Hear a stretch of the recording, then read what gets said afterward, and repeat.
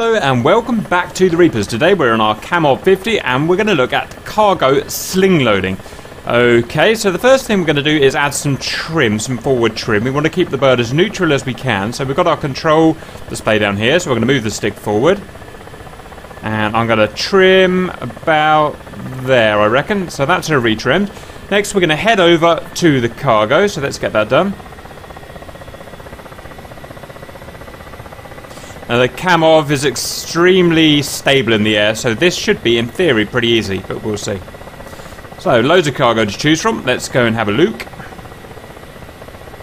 think we'll take this one here. So there are two types of collecting the cargo. So we can do it on the ground, or we can do it in a hover. So first of all, we're going to do it on the ground, because it's just easier. You need to get close enough. I usually say that get them so they get the cargo so it's just under the rotor blades. I reckon that would just about do there. Next, we're going to want to have a look at our controls that we're going to be using. So, adjust controls. First of all, comms menu, that one there. Second, we're going to need, external cargo. Only 4 controls we need. We need hook, which hooks the cargo up. Auto unhook, which if you press that during your flight, it'll mean as soon as the cargo touches the ground that it will unhook. Emergency unhook in case you need to dump your cargo, in case you get jumped by MiGs or something. And the external indicator, which we'll have a look at. So we're going to bind all those to different keys. Okay. So we're going to use the communications menu there. We're going to go parent menu. We're going to go all cargoes. And here are all of the cargoes that are displayed in front of us within a collectible range. Notice that their weights are displayed in pounds. We can tell how much we can pick up because we've got a maximum takeoff weight of 26,000 pounds. Our current weight is 21,000 pounds, so we can carry, you know, whatever that is, 4,500 pounds takes us up to maximum weight. So these are all good. Next, we want to choose one of the cargoes. So if I just choose that one there and look for it. Ah, there it is. It's that one there, and it puts this smoke out to show you which one you've selected. Now that smoke is only visible to you, not visible to anyone else on the multiplayer server. Now that one, I didn't want that one because it's too far away and I'm too lazy. So, the other thing to show you is if it has a smoke, that means it's out of range. Then you'd have to move to it. So I don't want that one, so we're going to choose a new cargo. Cancel cargo. Cargo. And I'm going to choose this one. Now, it actually puts them here in order of distance. So, F1 here is the closest. F10 is the furthest away. That one over there, something like that. So, we're going to press F1. That's that one in front of us. And you can see it's not smoking. That means it is in range for us to collect. The next thing I'd like to point out is that I'm doing this on a single player. I'm not doing it on multiplayer. Now, there's a big difference between doing this on single player and multiplayer. Basically, on single player, it works. And you can actually do it properly. On multiplayer, i.e. a server where you've got more than one person on, more than one human on, it doesn't work properly. You may have seen some of our videos where we tried to do it on multiplayer. The physics just don't work. The thing will swing around and snap its rope and stuff like that. So it's just something to bear in mind if you're going to try this. Okay, next thing we're going to do is press the hookup button, so stand by.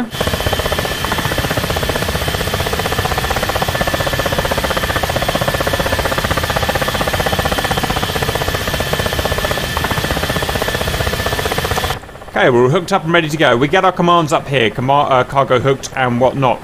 So all we're going to do is take off, try and stay as vertical as possible, go straight up, and try not to sway off to the sides or forwards and backwards. If we do that, then we've got a chance we could drag the cargo along the ground, and we don't want to do that. That will destroy the cargo.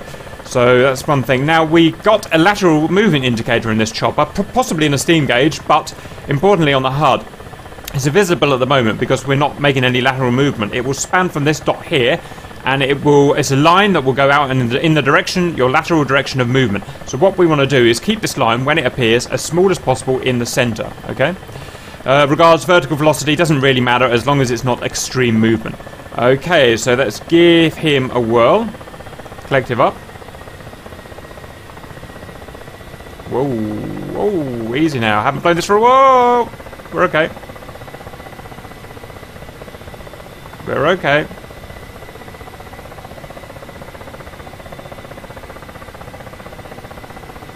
Up we go.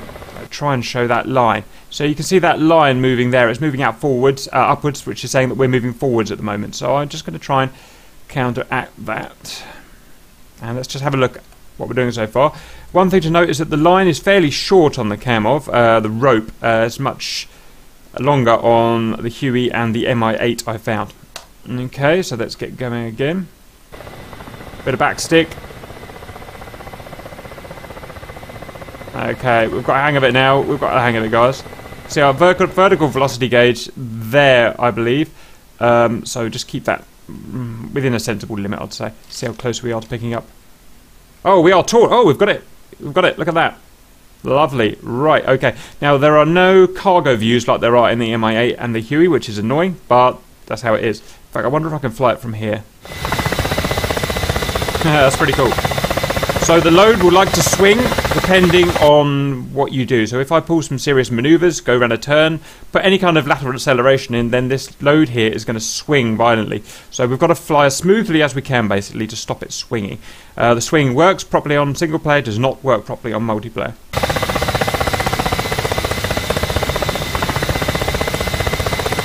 So we're just going to head... I'm going to keep my gear down.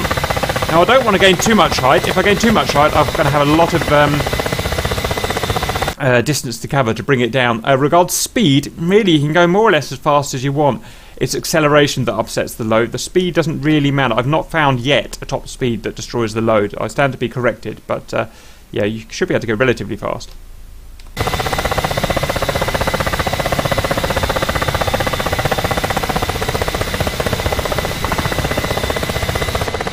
Pretty cool flying it from external view, actually. Whee!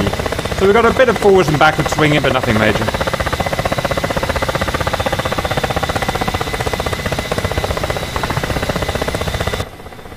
Okay, so we're just going to keep our line a sensible amount now. Our speed is 16 kilometers an hour, so that's pretty good.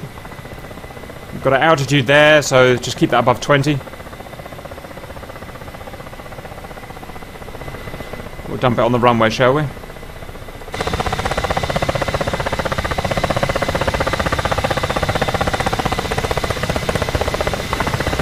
Okay, so we're going to get prepped to get rid of it, so we're going to press the auto unhook button, and we've got confirmation at the top there. Right, we're going to start leveling ourselves out now, so we're going to start a bit of backstick. Now, what would be nice at this point, if you could put yourself into an auto hover and just use the auto hover to land it, so we're not moving at all laterally. I found that doesn't work very well when I had a practice earlier, so we're just going to do it with manual control. So start a bit of backstick. Try and get our line nice and centered there.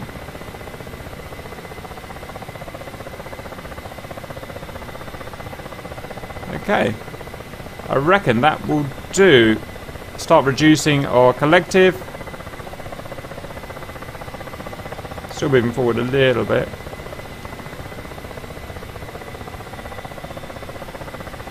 See if we can do this outside.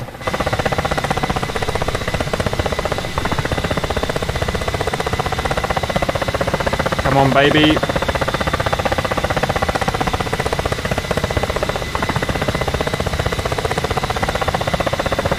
Woo! Lovely. That's that done. What we're going to do now is head back and hook up the other way. So stand by. Let's get going. Whee! So let's take this one here on the corner. Beautiful thing about doing this in the Kamov is that it is just so easy to fly compared to the MI8 and the Huey for sling loading. It requires very little user input, the Kamov. It's almost like cheating. Note I've got my flight director on here regards my autopilot, and I've got altitude hold on as well. We don't actually need that, but I find it gives me a bit more stability. Right. I want you.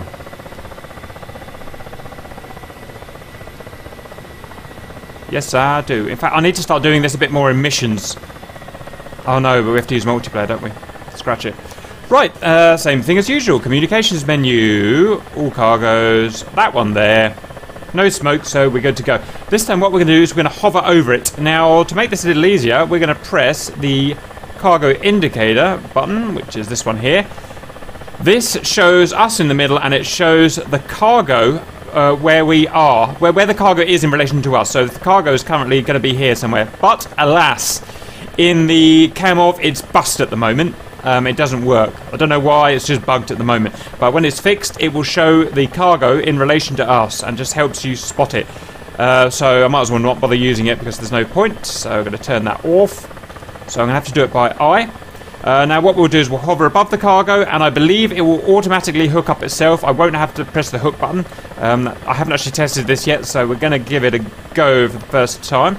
So first of all, let's just get ourselves airborne and stable.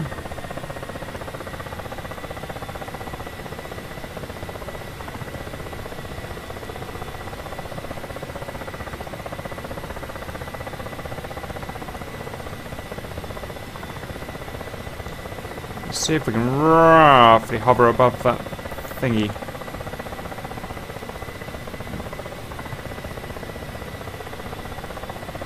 Oh, not too low, Cap, not too low.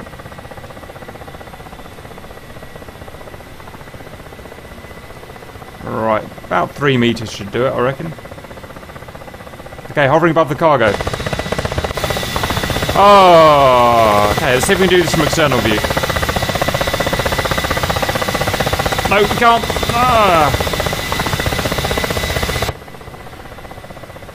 Well, I did say it was my first go. So, let's go and try that again.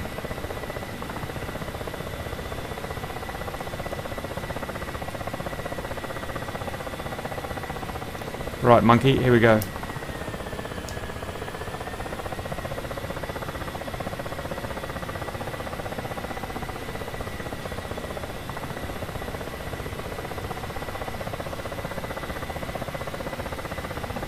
Come on, give me 3 meters. Let me have 3 meters. Hovering above the cargo, stop. And what we're going to do, we're hovering above it now, and it will automatically, yeah, it is going to automatically hook. So all I've got to do now is stay centered above that cargo. So let's give that a go.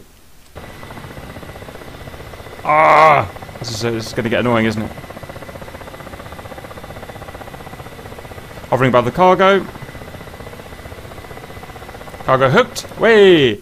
Super cap. So we've got it hooked up. All I had to do is hover above the cargo. I didn't have to press any buttons. So all I'm going to do now is go straight up, and we should be in business.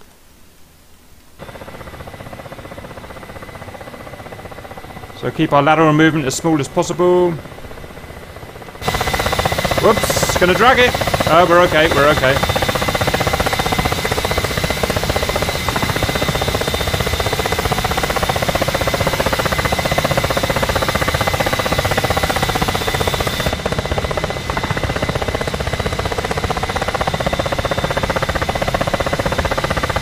And that's it, take it away, drop it off again. So those are the two ways of hooking up. The cargo indicator doesn't work. We've shown the different buttons we need to use. I've got nothing really to add, apart from I mean, it's not the most powerful chopper in the world, so it won't pick up big loads like the MA8 will pick up. But just use the reference that I used earlier. Otherwise, I hope that helps, and I'll see you later.